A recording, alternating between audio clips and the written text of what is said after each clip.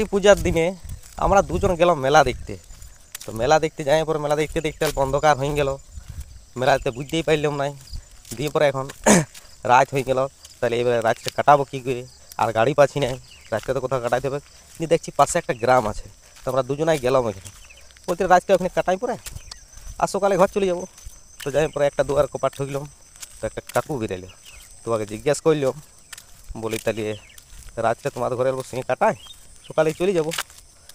তো বলছে আমার ঘরে মেয়ে ছেলে আছে, এখন শুতে দেওয়া যাবে এক নাই।